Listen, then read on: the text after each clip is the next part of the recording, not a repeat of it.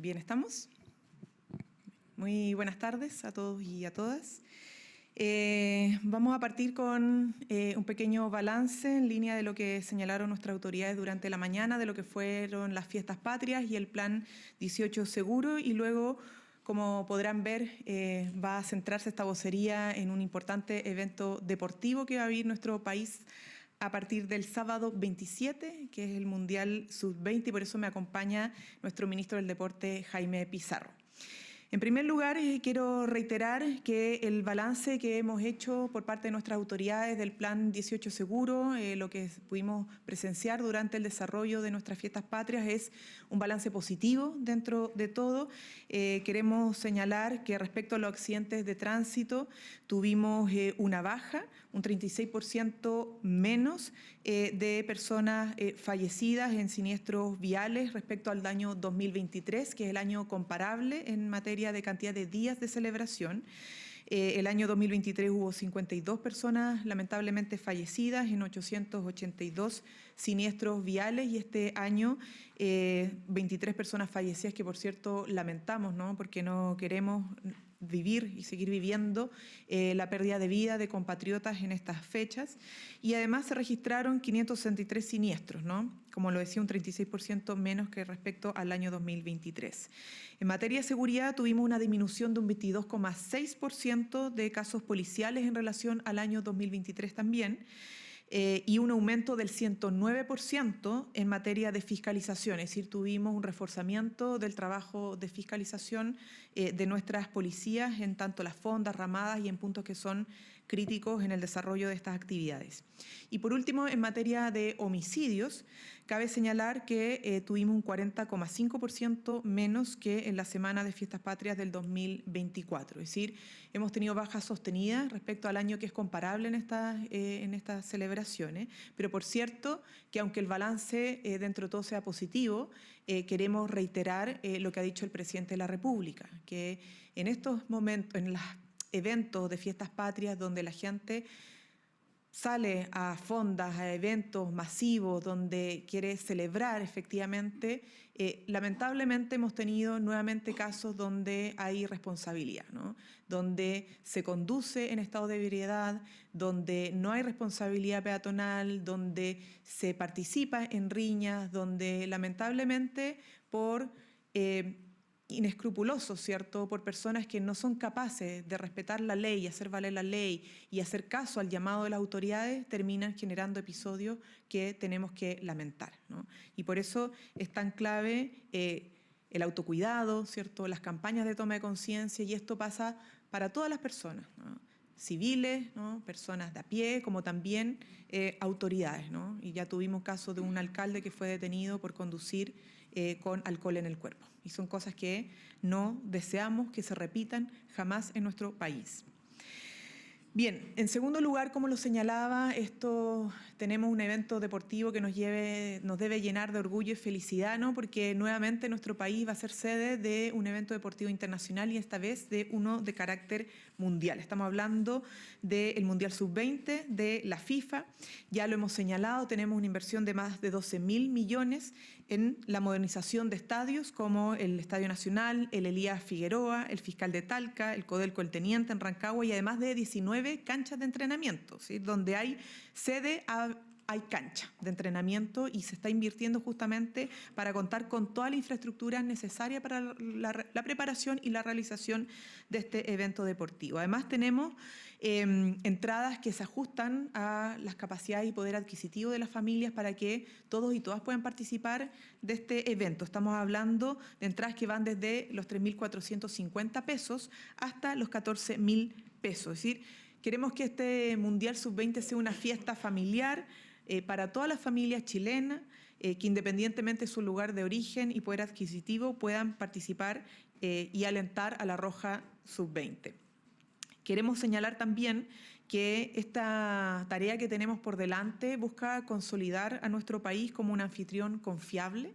Esto es importante. Después de los Panamericanos y Parapanamericanos se dio cuenta que tenemos la capacidad en gestión, en recursos humanos, en recursos financieros, en cobertura, en participación de nuestros compatriotas somos un país confiable que da garantías para poder realizar estos eventos de buena manera, en seguridad y con el disfrute de todos y todas. Y por eso, ya de cara al Mundial Sub-20, queremos reafirmar que somos un anfitrión confiable, capaz de organizar eventos de carácter internacional. Este va a tener una magnitud un poco mayor, ¿no? Y articulando en una capacidad de gestión que es importante reconocer, no solo a ministerios, sino que a los ministerios junto con municipios, con organismos de carácter privado, ¿no? En carácter también mundial, justamente para que promovamos un deporte que esté en el centro también de nuestras preocupaciones, ¿no? Y que contribuya a mejorar la calidad de vida, la justicia social y también la salud mental, ¿por qué no? Porque cuando tenemos a referentes importantes de nuestros jóvenes compitiendo en grandes ligas, también contagiamos a otros jóvenes a poder desarrollarse en el área deportiva y evitar también caminos que no son deseados para la trayectoria de vida de estos jóvenes, hombres y mujeres que son parte de nuestra patria. Con esto quiero pasarle la palabra a nuestro ministro de Deporte, que nos podrá contar más detalles de este importante evento que comienza el sábado 27. Ministro. Gracias. Muy buenas tardes. Bueno, lo primero respecto de este evento es señalar que, tal como la ministra hacía referencia a que nuestro país es un anfitrión destacado, y creo que eso se ha venido generando también en múltiples eventos una vez que ya pasaron los Juegos Panamericanos y Parapanamericanos. Disfrutamos la fecha mundial de rally en la región del Biobío. Tuvimos una Copa Davis que también resultó un muy buen evento deportivo. Estamos ahora en víspera de este Mundial Sub-20, que por supuesto es de las categorías más atractivas que puede tener un evento de esta naturaleza. Nos alegra recibir a estas 23 selecciones visitantes que van a estar distribuidas en 6 grupos, 4 sedes para albergar este torneo, y nos alegra también infinitamente que sean las regiones de nuestro país también muy protagonistas en este evento. Hay que recordar la región de Valparaíso, con el Estadio Elías Figueroa, la región de O'Higgins con el Estadio Codelco El Teniente y la región del Maule con el Estadio Fiscal de Talca, además de la sede principal que es el Estadio Nacional. Recordarles que el Estadio Nacional y el Estadio Elías Figueroa tienen 2 grupos en esas sedes. Así que creo que también es una buena noticia para poder participar y acompañar lo que va a ser este desarrollo. Quisiéramos destacar particularmente toda la coordinación intersectorial que este evento nos ha exigido, desde las policías, desde aduana, migraciones, todo lo que es la logística para que efectivamente cada una de las delegaciones pueda contar con su espacio físico de entrenamiento, con su recinto de concentración, con los traslados adecuados y, por supuesto, tratando de cumplir con el desarrollo de la actividad deportiva. Hemos tenido en ese aspecto una colaboración de múltiples ministerios y servicios que nos han acompañado en este proceso, así que a todos ellos muchas gracias por esta participación. Adicionalmente, aquí se señalaba previamente que al mejoramiento de estos estadios, que han pasado a tener condiciones realmente excepcionales, y lo digo, por ejemplo, la iluminación hoy de estos 4 recintos es realmente óptima, dado que es para poder cumplir con transmisiones en HD. Así que en este punto en particular, agradecer a las empresas que también han intervenido. Y donde hay sede, lo señalaba la ministra, hay recintos de entrenamiento que deben estar habilitados para que cada una de las selecciones pueda cumplir su proceso de preparación. Y en ese aspecto también agradecemos la contribución tanto pública como privada por facilitar espacios que nos permitan que estas selecciones puedan prepararse y puedan cumplir con su rutina habitual. Y por último, hacer un llamado. Hoy tenemos más de 200.000 entradas ya vendidas. Sin embargo, nos queda todavía una disponibilidad de entradas y particularmente en regiones. Así que hacemos el llamado para que efectivamente puedan concurrir, puedan acompañarnos. Creemos que la realización de un evento no solo es la motivación y el entusiasmo de un deportista de nuestra selección por competir en su país, por hacerlo en lindos recintos, por hacerlo con estadios llenos, sino además en generar incentivo y motivación en nuestros niños y niñas que van a asistir y que van a querer verse representados también por ellos. Así que agradecer toda la colaboración que hemos tenido. Estamos ya en los días finales. Por supuesto que agradecerles a quienes también de parte de los gobiernos regionales y los municipios nos acompañan en este proceso y desear que nuevamente nuestro país pueda seguir siendo un anfitrión. Antes de terminar, solo recordar que terminado el Mundial Sub-20 nos vienen inmediatamente otros 2 eventos internacionales importantes en nuestro país. El Mundial de Ciclismo Pista, UCI, que se va a desarrollar en octubre, y a continuación, partiendo a fines de octubre y desarrollándose las primeras semanas de noviembre, el Parapanamericano Juvenil. Así que tenemos un semestre de mucha actividad y es por eso que queremos aprovechar esta instancia para relevarlo y agradecer también toda la colaboración que hemos tenido. Gracias. Gracias, ministro. Ahora sí, ¿las preguntas?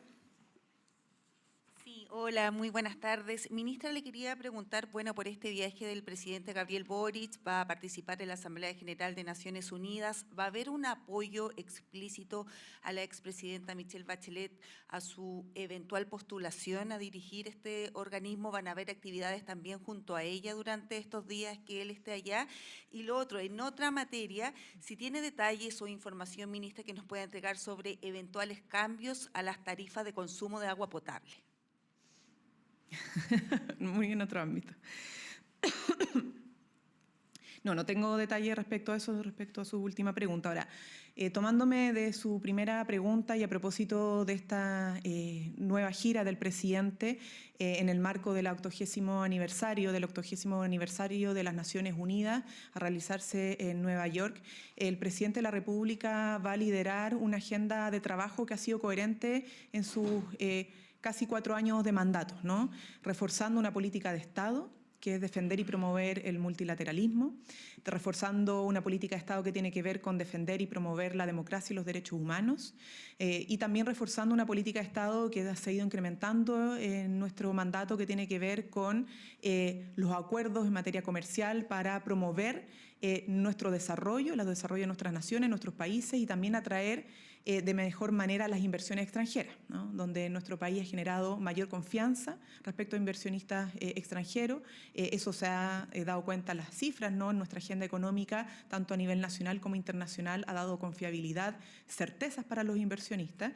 Y también respecto a nuestros organismos internacionales que hoy día muchas veces están siendo cuestionados por extremismos y cuyo rol debe defenderse, ¿no? Y promoverse y actualizarse también en el marco de lo que es el concierto internacional, que está tensionado. Estamos atravesando momentos muy difíciles para nuestra humanidad por guerras, por invasiones, por genocidio, el genocidio del gobierno y el ejército de Israel contra Gaza, contra los gazatíes, que tiene miles de víctimas, entre esos mujeres y niños, bebés, y por lo tanto es también un llamado que va a hacer el presidente a reforzar los compromisos en el marco de nuestras instancias multilaterales con el respeto, promoción y resguardo de los derechos humanos y de las democracias, ¿no? Eso es muy importante porque Chile no es ajeno a lo que está pasando en el mundo, y no lo es porque no puede ser ajeno a lo que está pasando en el mundo. Lo que pasa en el mundo impacta la vida de los chilenos y chilenas, impacta en su situación económica, impacta también en la situación migratoria, impacta y puede obviamente generar riesgos para el futuro de nuestras generaciones si es que no atajamos a tiempo los conflictos que están sucediendo y que amenazan nuestra humanidad. Y por lo tanto, efectivamente, la participación del presidente no solamente va a reforzar lo que ya ha señalado en distintas instancias, en la India, antes Nueva York, desde China, desde Brasil, es decir, en todas sus giras internacionales que tiene que ver con el compromiso al multilateralismo, con la promoción del intercambio a favor de nuestras naciones y el respeto a la democracia y los derechos humanos. Y en ese marco, obviamente, se va a dar la discusión y la intervención, tanto en la Asamblea como en sus instancias bilaterales y, por cierto, también en esta segunda reunión ampliada de alto nivel que es en defensa de la democracia, luchando contra el extremismo. Democracia siempre, tuvimos su primera versión aquí en nuestro país y esta va a ser la segunda versión para darle continuidad a este encuentro de alto nivel con distintos mandatarios y mandatarias. Y sobre esa pregunta, no puedo adelantar, la verdad, lo que va a ser nominaciones o propuestas, ¿no? A encabezar el siguiente periodo de la Asamblea General de las Naciones Unidas. Ustedes saben que esto, como lo dijo el propio presidente de la República, es una decisión de la exmandataria, Michelle Bachelet, pero sí podemos reiterar que contamos con una expresidenta desde Chile que tiene un transversal reconocimiento a nivel internacional, prestigio y valoración, y eso no solamente por su rol como expresidenta de Chile, sino que en su rol como lideresa en la agenda internacional de promoción de la democracia y los derechos humanos. Ella ya ha tenido una experiencia en esos ámbitos que ha sido valorada transversalmente a nivel internacional, ¿no? Y que, por cierto, también tiene un reconocimiento en nuestro propio país. Pero sobre las bilaterales, reuniones, evidentemente yo no puedo adelantar esa agenda del presidente más allá de lo que en la comunicación pública se le ha informado a la ciudadanía y a los medios de comunicación. Ministra, ¿cómo está? Buenas tardes. Buenas tardes. Bueno, a raíz de todo esto que han relevado durante este último tiempo, liderazgo, la trayectoria de la expresidenta, quiero preguntarle en ese mismo contexto porque por parte de dos candidatos de oposición en ese mismo tema se han dado dos opiniones o posturas que son bastante contrarias, porque por un lado está la del candidato Johannes Kaiser, que rechaza esta candidatura de Bachelet, incluso ha señalado que existe alguna sospecha de que él o ella haya podido llegar a este cargo de alta comisionada de derechos humanos en razón de un acuerdo que trajo personas de nacionalidad haitiana a nuestro país. Eso es lo que dice el candidato Kaiser, y por otro lado, por eso le decía que son opiniones opuestas, porque el candidato José Antonio Kast en particular hablaba de que sería bastante importante en este caso, o sería un orgullo que un chileno o una chilena pudiera dirigir un organismo internacional. ¿Cómo toma el Ejecutivo estas dos opiniones que son bastante opuestas, lo decíamos, y en particular los dichos del candidato Kaiser? Miren, nos parece importante recordar y reiterar que la expresidenta Michelle Bachelet goza de un importante prestigio a nivel internacional por su trabajo y compromiso con la democracia, los derechos humanos y el multilateralismo. Así como lo señalábamos anteriormente, recientemente lo queremos reiterar. Independientemente de las declaraciones de los candidatos, ¿no? Yo creo que cualquier chileno y chilena de proponerse su nombre a liderar las Naciones Unidas, debiese sentirse orgulloso, orgullosa de que un chileno, una chilena, dirija una instancia tan importante para el mundo como son las Naciones Unidas, ¿no? Y por lo tanto, creo que independientemente de las diferencias políticas que se puedan tener al interior de nuestro país, sobre todo en contexto de elecciones presidenciales, hacia afuera, debemos ser uno solo detrás de nuestra bandera y alguien que sea propuesto o eventualmente, ¿cierto?, propuesto de nuestra nacionalidad, debería alinearnos en ese ámbito. Aprovechar de preguntarle también por un tema que usted conversó en la mañana también en una entrevista. ¿Cómo toma el Ejecutivo, cómo toma el presidente las críticas que se le han hecho a él por sus dichos referidos al presidente Trump? Esto en el contexto de su viaje también hasta ese país. Usted hablaba de que esto básicamente se trataba de una falta de respeto incluso a la patria. ¿Cuál es su postura respecto a los dichos que se han dado en el contexto de las declaraciones del mandatario? Mire, nuestro presidente ha sido de una sola línea al referirse a los temas internacionales o incluso respecto a las necesarias condenas a acciones que atenten contra la democracia y los derechos humanos, ¿no? Y ha tenido una agenda sostenida, sistemática y coherente con esa materia. Lo extraño es que aquellos que a veces solicitan o presionan al mandatario a referirse a los derechos humanos o al respeto a la democracia para un caso, después le pidan no referirse cuando tiene que ver con otro caso, ¿no? A conveniencia.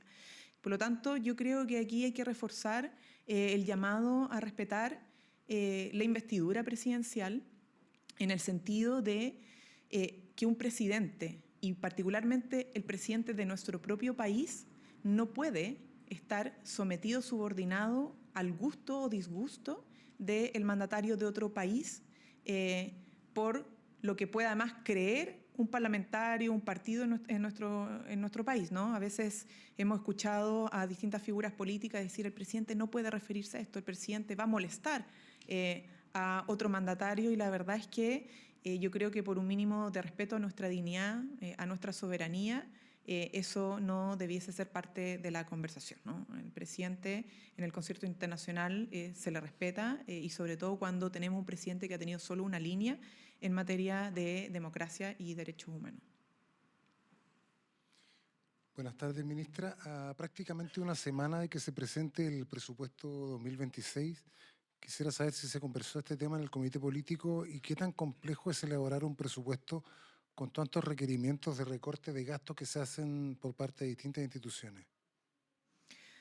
Bueno, estamos trabajando en la ley de presupuesto, como lo hemos hecho siempre, con mucha responsabilidad fiscal y social, entendiendo que nuestro país no puede seguir la tendencia de endeudamiento que estaba teniendo antes de que llegáramos a la administración, porque más deuda son más intereses, y pagar más intereses significa pagar menos en áreas sociales que son importantes como salud, educación, seguridad, vivienda, ¿no? Entonces hay un componente importante de responsabilidad fiscal justamente por responsabilidad social. Y eso se va a ver reflejado evidentemente en la ley de presupuesto, ¿no? Vamos a mantener la política de responsabilidad fiscal sin dejar de lado nuestros compromisos sociales, atendiendo a necesidades sociales que existen en nuestro país.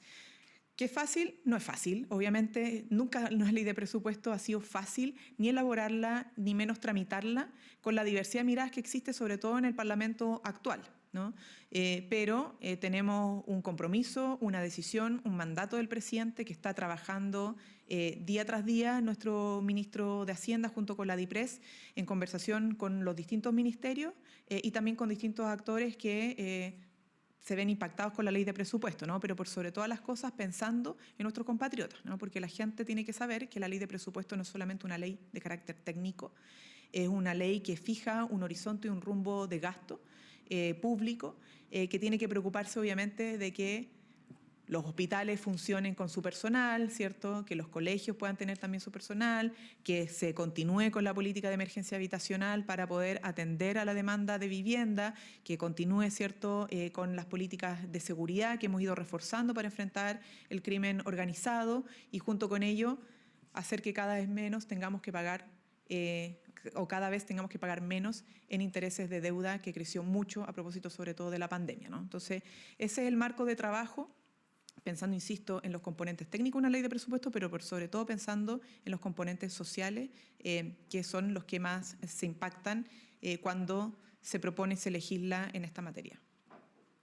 ¿Cómo está, ministra? Quería preguntarle cómo el gobierno toma la, más que denuncia, acusación directa que hizo la senadora Jimena Rincón en contra del ministro Álvaro Elizalde, asegurando que en su oficina, o sea, acá en La Moneda, se ideó este frustrado intento por la reelección por la región del Maule. Yo sé que usted en la mañana ya se refirió sobre el tema, dijo que efectivamente aquí el ministro no ha participado en esta causa, pero más allá de eso, si es verdad o mentira, ya se instaló por lo menos la duda de que acá en La Moneda se ideó eso. ¿Qué le responde usted a la senadora Rincón? Mire, la verdad es que nuestro gobierno no se ha pronunciado ni se va a pronunciar sobre las declaraciones de los candidatos o sus partidos que han sido objetados por tribunales. Esto ya pasó, por ejemplo, con el candidato Jadwe y ahora con la candidata Rincón. Y en esto hemos tenido solo una posición, porque son organismos autónomos. No es ni responsabilidad, ni deber, ni facultad, ni atribución del Poder Ejecutivo ni pronunciarse sobre esto, ni intrometerse en estos procesos que son de carácter judicial, ¿no?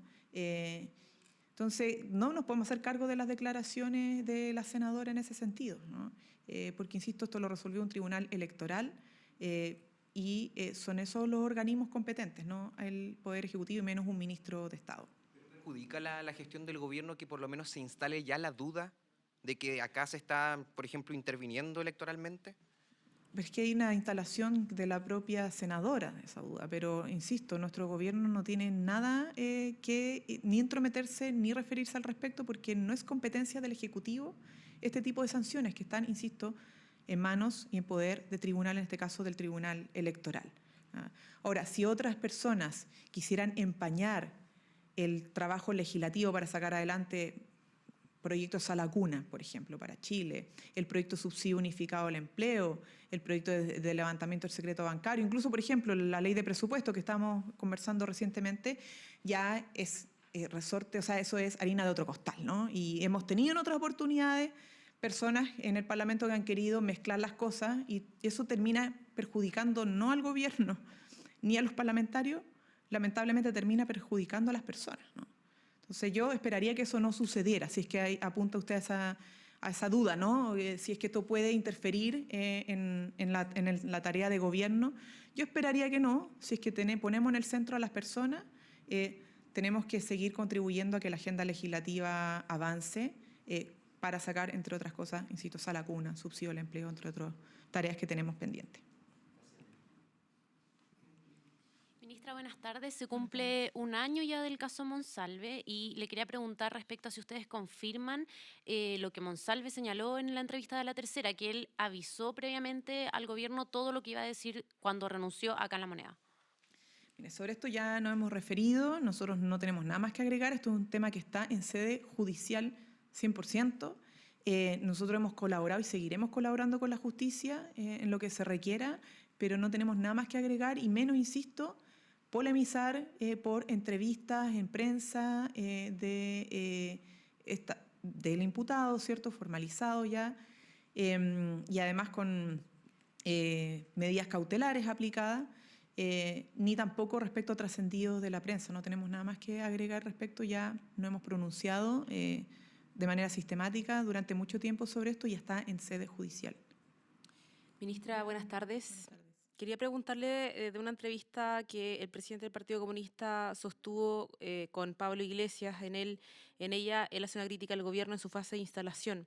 Dijo que el gobierno no tuvo un denominado veranito de San Juan porque pasó de directo al plebiscito constitucional que se jugaba ese año. Dijo que el Ejecutivo empezó a girar sin reflexión alguna e incluso con un poquito de arrogancia de que el gobierno comenzaría en septiembre de ese año, coincidiendo con el plebiscito de septiembre.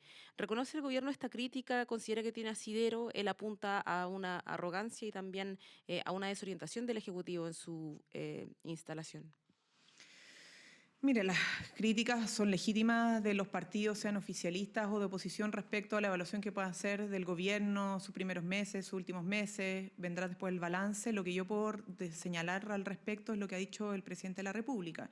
Llegamos a asumir el primer año de gobierno con una situación muy crítica en el país, con un ascenso del crimen organizado, veníamos saliendo más de una pandemia, veníamos también con una inestabilidad política muy grande, con alta conflictividad social tras el estallido social, veníamos con una crisis en la educación, producto también de los efectos de la pandemia, ¿no? Alta deserción, inasistencia escolar. Veníamos obviamente con una situación muy compleja que tuvimos que saber administrar y poder reorientar, ¿no? Y canalizar los distintos problemas que estamos viviendo a través de una política nacional contra el crimen organizado, ¿cierto?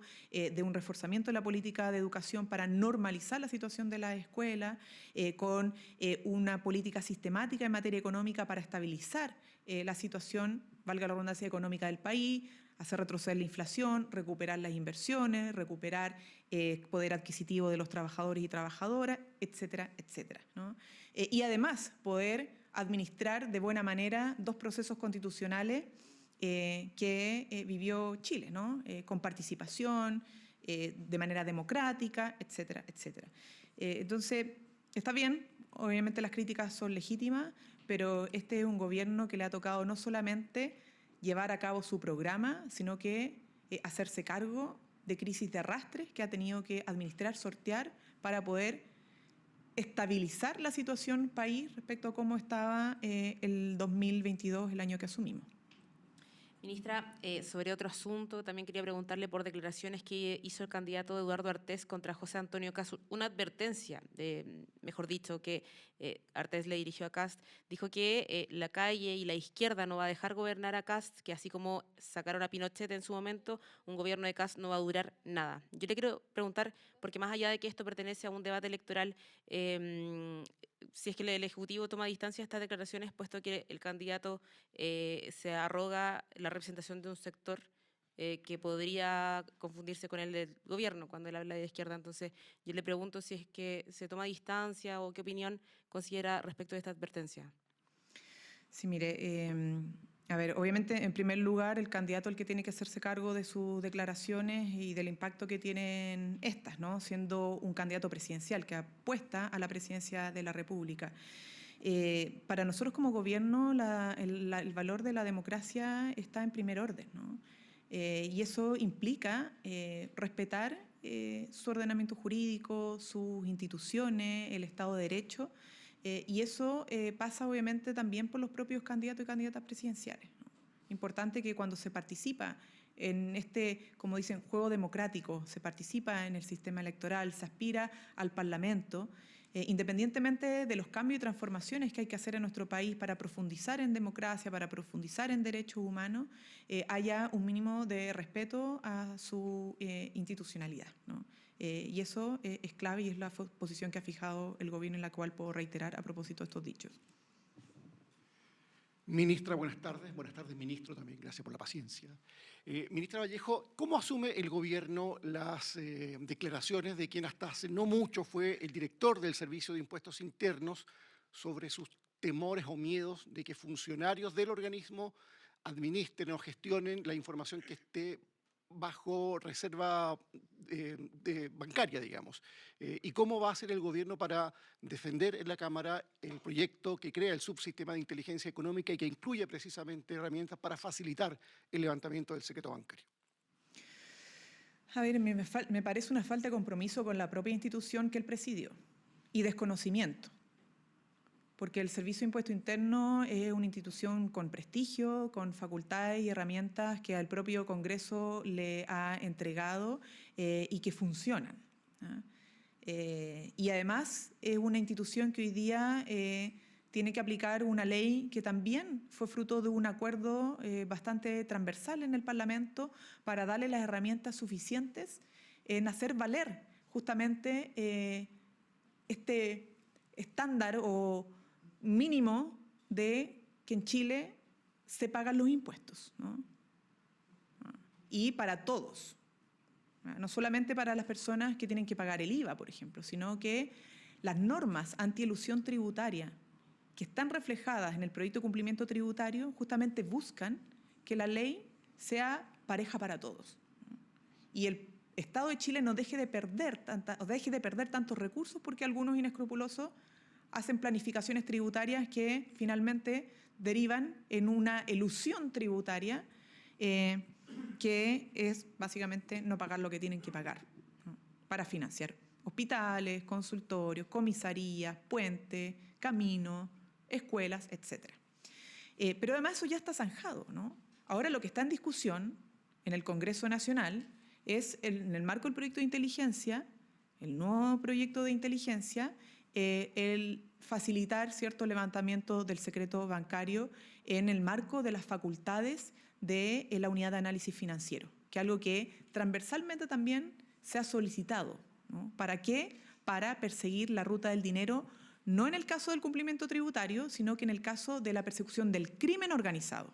Entonces, yo no sé si está confundiendo los planos de discusión, pero lo que sí puedo señalar es que hay dos debates que son distintos. Uno ya está zanjado, que es lo que le corresponde al Servicio de Impuesto Interno, y otra cosa es el levantamiento del secreto bancario para perseguir a los narcotraficantes, a las personas que están detrás del delito de sicariato, o sea, todo lo que está detrás del crimen organizado que mueve plata y que mueve sus dineros también a través de cuentas bancarias, ¿no? Y por lo tanto es importante dar las facultades de pesquisa y de alerta a la unidad de análisis financiero, sin dejar de tener, obviamente, las posibilidades de recurrir a las instancias judiciales, como está contemplado, obviamente, en esta iniciativa legislativa.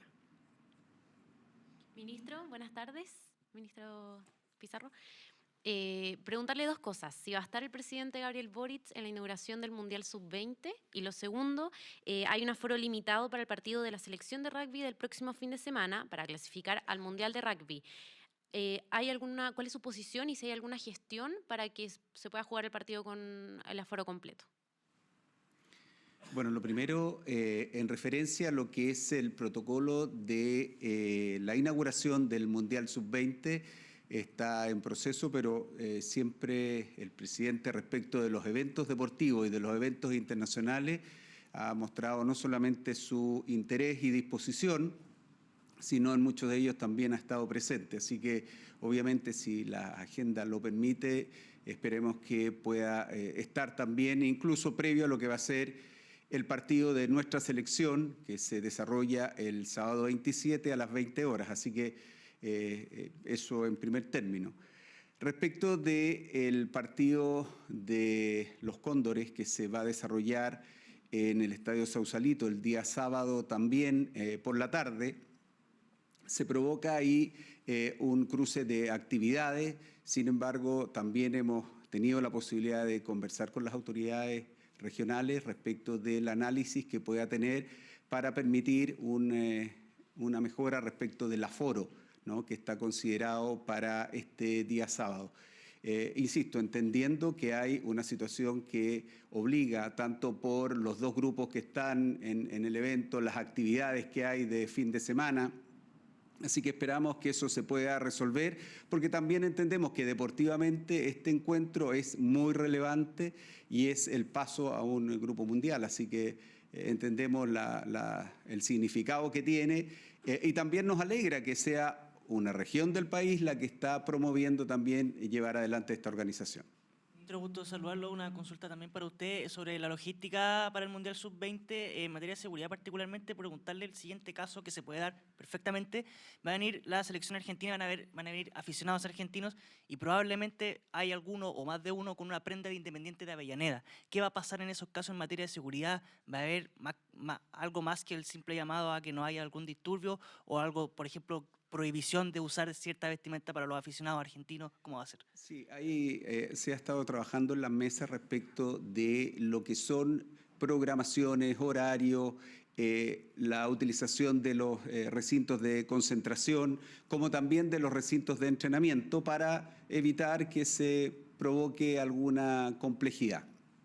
Y obviamente que se ha ido analizando por cada una de las sedes y se ha tenido presente también las situaciones que han ocurrido recientemente, entendiendo que es un evento distinto, entendiendo que hay múltiples actores diferentes, pero creo que siempre es bueno tenerlo muy presente. El ministro de Seguridad se ha referido a la cantidad de efectivos que van a estar disponibles tanto en los recintos de concentración, en los recintos de entrenamiento, como escolta de las delegaciones y por supuesto también en los recintos, y esperamos que esa cobertura y esa coordinación funcione óptimamente como ha pasado también en todo el resto de los recintos deportivos y de los eventos que ha organizado nuestro país. Muchas gracias. Tengan buena semana. Gracias.